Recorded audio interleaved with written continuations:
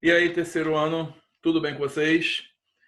Nossa, mas que ano atribulado para vocês, hein? Último ano de formação, né? Vocês chegando aí numa conquista, uma vitória, né? Numa parte da mais uma subida de uma escada, né? De um período e acontecendo toda essa tribulação. Mas não é só para vocês, não, hein? Tem muita gente aí que está terminando, que está nessa mesma situação. Tá difícil, tá chato, senhores. Mas é assim, é com muito esforço que a gente vai chegar lá, tá?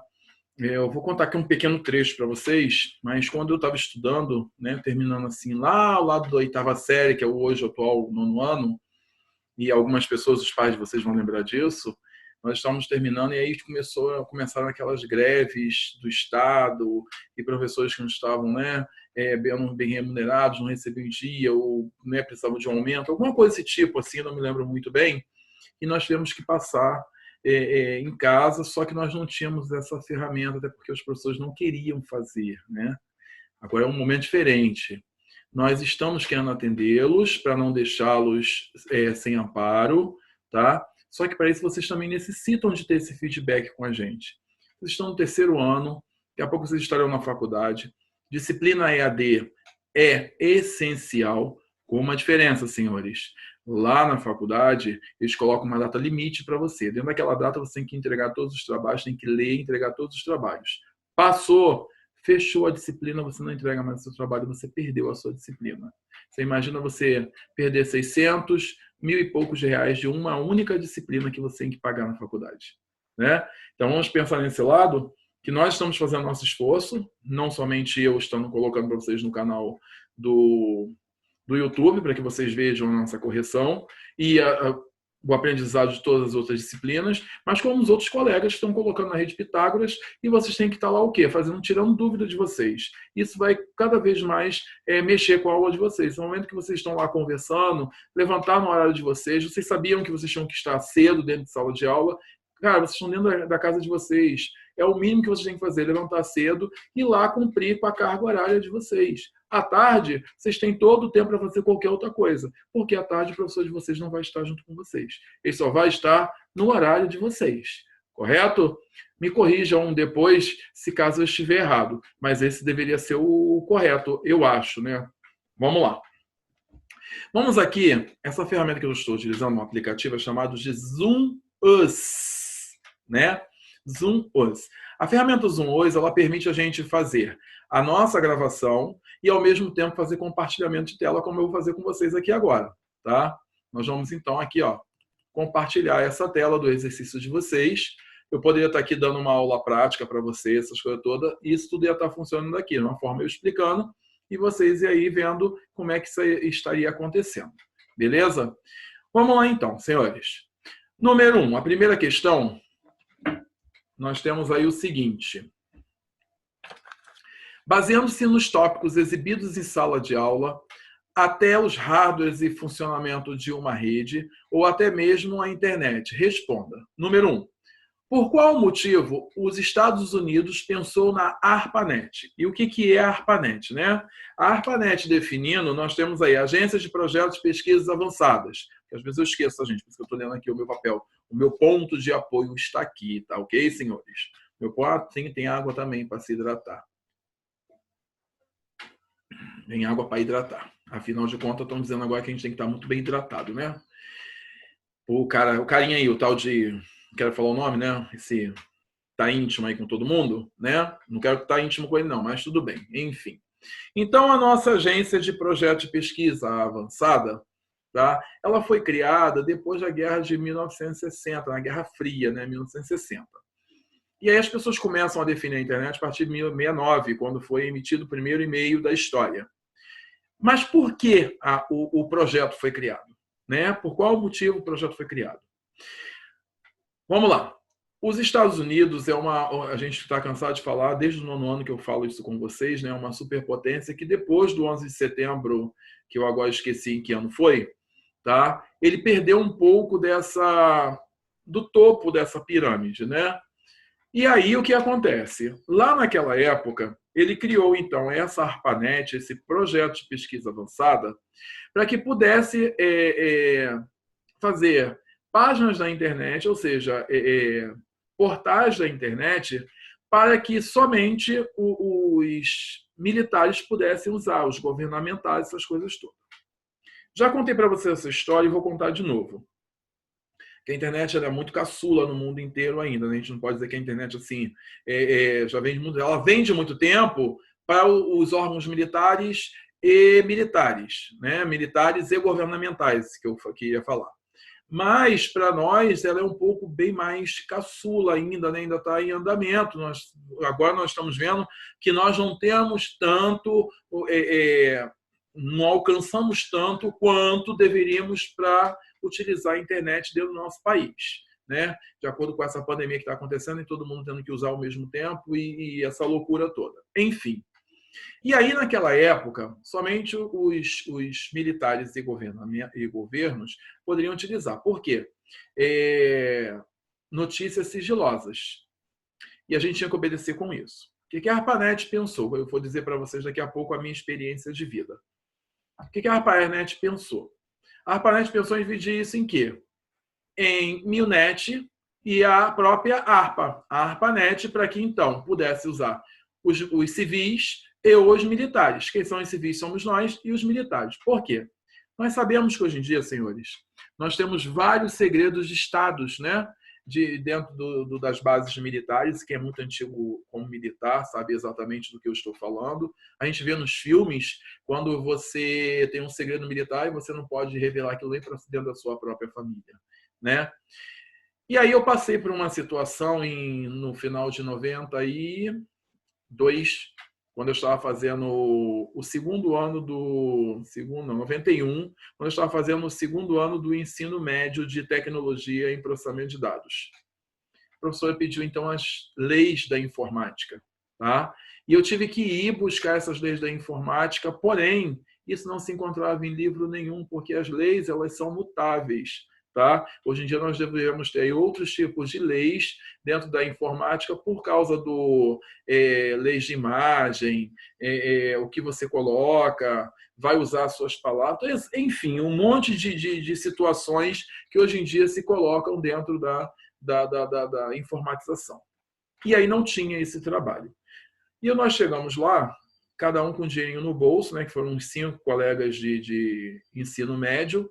Nós não tínhamos metrô, nós tínhamos que pegar um ônibus, né?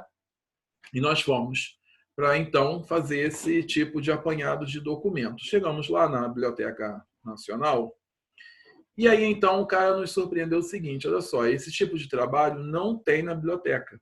Esse tipo de trabalho a gente só pode fazer puxando pela rede. E a gente perguntou a ele como assim?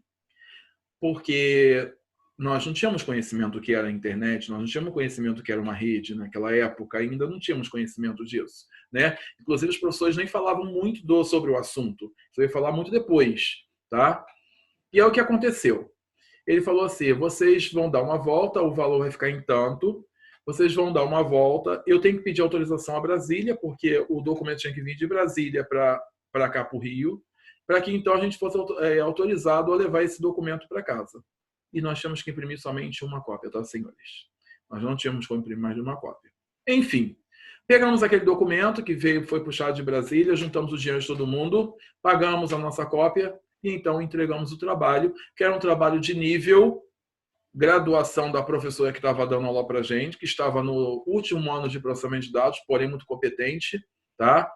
E aí ela pediu esse tipo de trabalho porque era um trabalho para graduação. E o cara falou isso para a gente, isso não é um trabalho de nível de segundo grau, né, de ensino médio, de segundo grau técnico. Isso é um trabalho de graduação. Mas o desafio foi ótimo. O desafio foi ótimo. Porque hoje eu estou contando essa história para vocês sentirem como hoje vocês são privilegiados do que a ARPANET fez lá atrás para que vocês pudessem se deliciar deste momento, né? Porém, agora é tudo muito dividido. Ninguém sabe de situações militares e eu tenho até medo de que informações sigilosas caiam em mãos erradas, né? A gente pode fazer aí um grande campo de batalha, o que nós já estamos tendo, né? O que nós já estamos tendo. Então, por qual motivo o Zé pensou na ARPANET? Ou seja, para manter mais seguras as informações que eram militares e as informações que as pessoas civis pudessem ter acesso, então, à internet. Ok? 2. Sobre a questão anterior, em que ano aconteceu a coexistência pacífica? Explique o fato. Bem, coexistir pacificamente, né? Nós podemos dizer que requer da nossa pessoa que possamos ceder em alguma coisa para que então o outro tenha confiança no que vai acontecer. Quando os Estados Unidos e a União Soviética tiveram a guerra, né, entre si, tiveram medo de acertar o Pentágono uma da outra, os Estados Unidos pensando nesse projeto, ela pensou que vamos pensar num projeto que todo mundo possa utilizar, todo mundo possa se beneficiar dessa situação. Tá? E aí, quando foi o primeiro e-mail enviado, em 69, tá? Que todo mundo soube assim, poxa, o e-mail foi seguro, mas eu destruí a máquina aqui, ali eu posso ter o e-mail de novo, é só basta eu ter, essa mensagem vai estar segura, então, beleza. Olha só, então nós vamos manter a nossa coexistência pacífica. Coexistir, né, entre si pacificamente e não ter problema. O fato, explicar o fato, ou seja, estar na mesma vibe, né? E não ter problemas com isso. Agora, há pouco tempo, aconteceu algo entre, eu acho que, não sei, o Irã, o Iraque, não estou recordando muito bem, não estamos aqui fazendo uma aula de história, e sim uma aula de informática, mas, porém, remetendo a esse fato, o que é coexistir pacificamente, né? E quando a gente fala, né, daquela situação, quando pensaram assim, ó, vai atacar o fulano. Não, vamos aqui manter, e aí todo mundo se cedeu, aquela coisa toda. Então, quando o outro se cede, cara, a coexistência pacífica fica muito melhor. Tá ok? Então, esse é o fato. Aí vocês vão transcrever com a palavra de vocês. Procurem dicionário, eu acho que isso é legal. Vocês também criarem um próprio conceito, serem criadores de pensamentos, que isso é maneiro. Tá ok? Vamos lá. 3. Observe a imagem abaixo e fale sobre o hardware existente e suas funcionalidades. Nós temos aí um backbone, né? Uma espinha dorsal, e onde nós falamos que qualquer fio desse aqui que seja quebrado, a informação não vai acontecer. Se quebrar esse meio aqui, então, aí é que nenhum dos departamentos terão informações prescritas para cada um deles. Concorda comigo? Então, eu posso descrever aí um roteador, eu posso descrever uma suíte, eu posso descrever um servidor, posso descrever os cabos de rede, as placas de rede e por aí vai. Ok? Vamos lá, número 4. Quando falamos de rede, ligamos o fato do hardware, placa de rede. Quando falamos de cabeamento, para a conexão e distribuição de internet para todas as máquinas de um setor, estamos remetendo ao modem. Qual outro meio que podemos ter acesso com menos cabeamento e acesso à internet? A todas as máquinas, considerando que possuem roteador no setor. Qual outro meio que eu posso ter? Gente, utilizando aquela placa de rede com antena Wi-Fi. Olha que simples, né? Se eu falo de rede, logo depois eu falo de cabeamento para conexão, e se eu extingo isso tudo, eu tenho o quê? Aquela plaquinha que é muito mais cara, porém vai ser muito mais rápido na transmissão dos dados. Aqui já terminou. Vamos lá para número 2. Escreva V para alternativas verdadeiras e F para alternativas falsas. Letra A. A primeira mensagem de e-mail teria sido enviada em 29/12/69. Bem, 29 até pode ter sido, 12 duvido foi em outubro, não é isso, senhores? Então isso aqui seria falso pelo mês que ele atingiu aqui, ó. Tá ok? Pelo mês que ele atingiu. Vamos lá. O cabeamento de uma ligação de internet é a antena Wi-Fi. E a antena Wi-Fi tem o mesmo valor em custos. Tem, senhores? Não. É falso. Tá ok? O cabeamento é tudo bem mais barato, o conector RJ45 é bem mais barato.